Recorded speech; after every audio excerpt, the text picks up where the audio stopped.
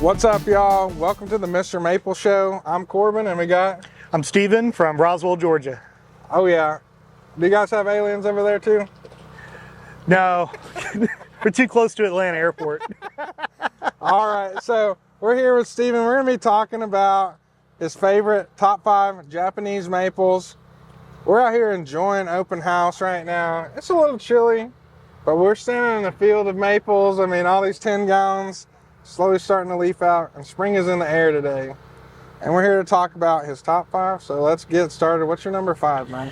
So number 5, I'm actually going to change it from what I just told you, and we're going to put Kurnajishi at number 5. Oh man, I love the red lion's head maple. Yep. Such beautiful colors.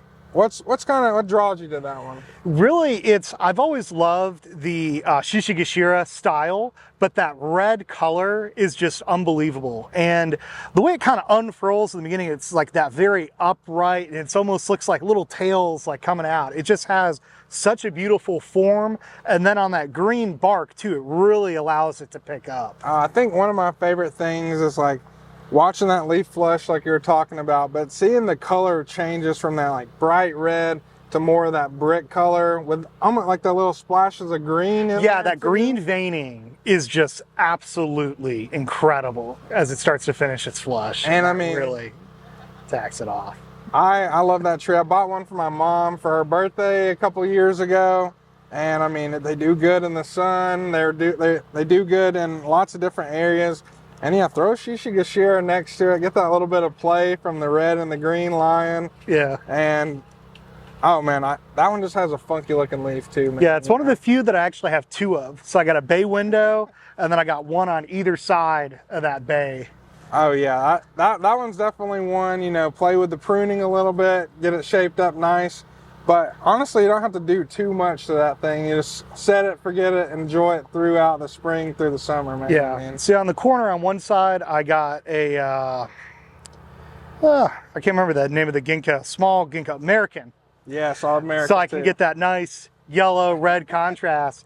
But then, and I guess we'll hear about that in a little minute here, my number 4 is planted right near my Kurnajishi. And what is your number 4, man? And my number 4 is Yellow Cascade. I mean, Yellow Cascade, an amazing yellow weeping tree. I've seen some gigantic ones at Talon Buck called. So I've seen the original. Oh my. I mean, it's a monster. I mean, you talk about putting something that's going to fill the landscape, have a really nice presence, give you your eye some flow from up top, down low. I mean, that was just an amazing tree. Yeah, I just potted it up this past year. It was in a 1 gallon. I had the thing on a tall table just going straight down. So I finally got it turned, staked up nice. So it's already probably 4.5, 5 feet. And that's not counting the pot height. Right. That's its actual height. So I'm really happy with that. Just that butter yellow, real bright, vibrant. I mean, I got, you know, Ghost Dragon and, well, not because I'm thinking of Dragon Master that has that yellow that comes out. But Yellow Cascade, just really when it comes to the yellows, I just don't think you can top it. Just how highlighter, bright yellow that comes. Yeah, I've seen photos, and it looks like they're photoshopped on some of that. The color on that thing is so nice. It's going to add so much contrast to your reds, your blue conifers, you know, just all in the garden, and kind of, I love to have it too. I mean, like, you stake that sucker up, it's going to weep down all the way down, touching the ground. And I mean, that's just a classic introduction, honestly. Oh yeah. So what you got number 3, man? So number 3, I'm gonna go with Higagama. Oh yeah, I was just talking to somebody about the Higagama style variegation. I mean, such a funky looking like leaf on those suckers. Yeah. The variegation just looks unlike anything I've ever seen on those. Yeah, I mean, it's just such an incredible, beautiful variegation. I mean, I actually have a, what do you call it? Firefly, which is, of course, another incredible variegated variety. But just the pop on the Higagama just gets me, and that's why, you know, when I'm thinking about a variegated maple that I got to have in my top 5, the Higagama, it's the OG. I mean, there's a reason why it's been around in the trade for so long, you know, and it's because it's not just such a beautiful color. It's a, you know, real durable tree, gets a good size, great form and shape to it. Yeah, that was one of the first variegation styles that I kind of learned a lot about. And it is, I mean, it's an old tree and there's a reason that it's been in the trade for so long, obviously. And I mean, there's so many awesome little twist spin-off varieties. You know, you got eye candy. You want a pink variety of the Higagama, get some eye candy in there. And I mean, I love that growth habit too, kind of staying really tight, dense columnar action. And I mean, those just have a presence in the garden as well. I mean, that white is going to contrast on everything. And I mean, as that spring comes through, if you got it in some shade, I mean, that tree is going to be mostly white and have so much contrast, even in the leaf. I mean, and that's what I love too, because that contrast, even no matter where you're seeing it from, it's an eye catcher. Even from the distance, you're not able to obviously appreciate the variegation, but that leaf texture, the color accenting on it, the form, you see it, and as you get closer, it's just like, wow, it just keeps getting better. You know, so it's something that you can spot from far away in the garden that kind of draws you into it. That's one of the things I really like about it, and having it as a, you know, corner plant, and that's kind of tucked behind some other stuff that really draws the eye and then people across the yard over to it. Oh yeah, that's one that I'm definitely interested in seeing more spin-offs, like throw some different colors in there, you know, maybe get some purple, get some pink. I mean, have you seen purple curl before?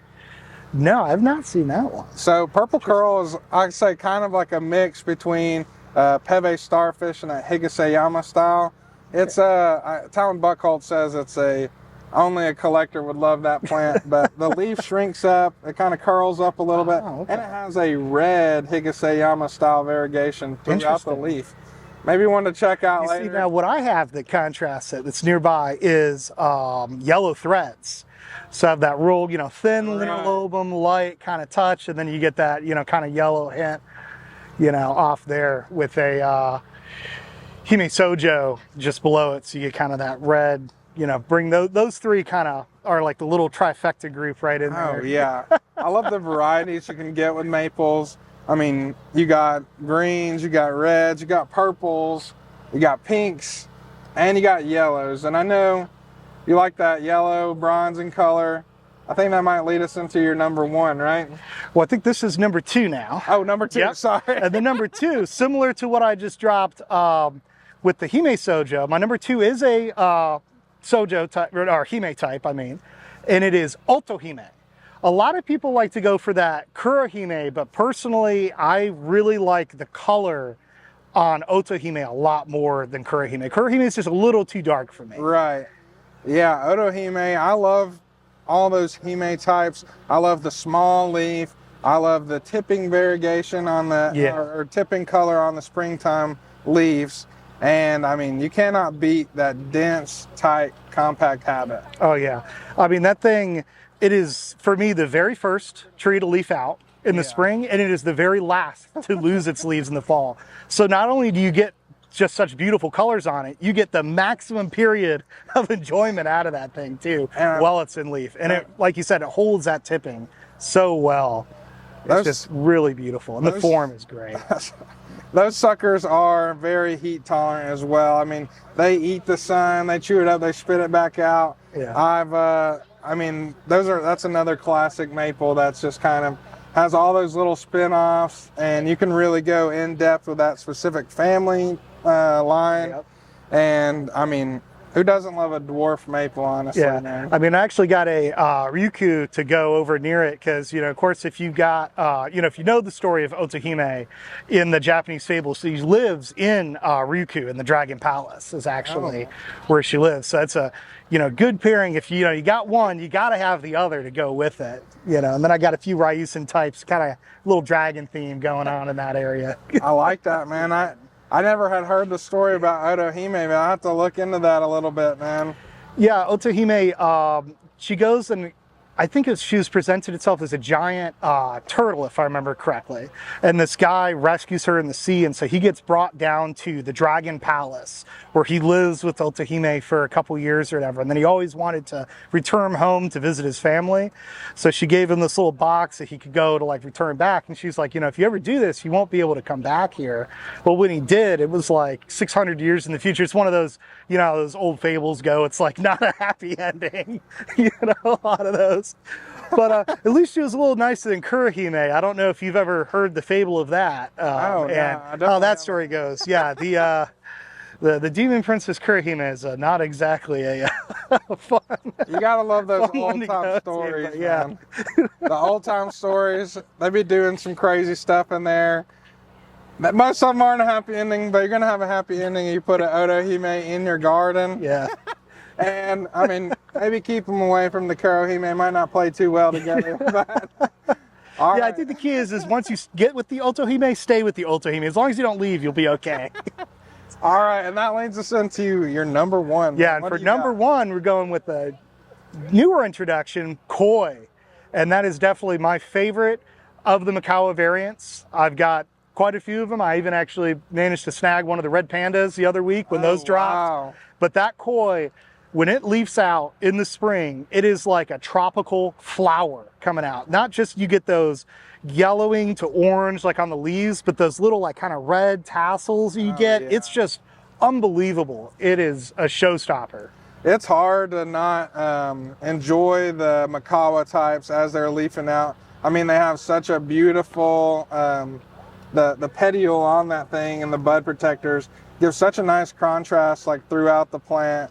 And I mean, all those Makawas just look so vastly different in the garden. I mean, yeah. Matt has a full garden dedicated to all the Makawa types that are in there, and all of them look so drastically different. Koi is one that has been on my radar. I mean, I don't know if you know Doug McDougall, but he gave the office manager, Miss Jody, a glass Koi because he's like, Miss Jody, I need one of these. So I understand how that is. I love that color. I love the bronzing as it goes kind of into that more greenish color. Yeah. As it pushes into the summer.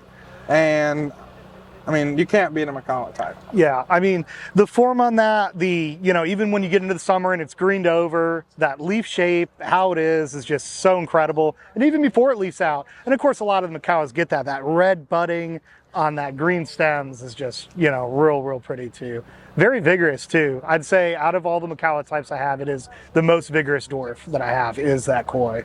Yeah, Koi is definitely one. I haven't had too many Makawa types just yet, but as we continue on, all of the collectors kind of slowly starting to win me over on that. Yep. Might have to pick one up. Might start with a Koi, might start with a red panda. Who knows? But thank you so much today for hopping in this top 5 with me. I'm happy that you're here, hanging out, enjoying the trees. Yeah. Hopefully finding some really nice gems in the garden. And thanks for coming. Yeah. And guys, if you enjoy this kind of video, make sure to subscribe, like, share this on YouTube with your gardening friends. This has been the Mr. Maple Show Top 5. We're just bringing some people in and out from the open house. And if you want to come do an interview at the open house, drop by. We'll have one on Memorial Day. Thanks so much, Stephen. Guys, thank you. Make sure you have a great day. Take care. God bless. And have an awesome day.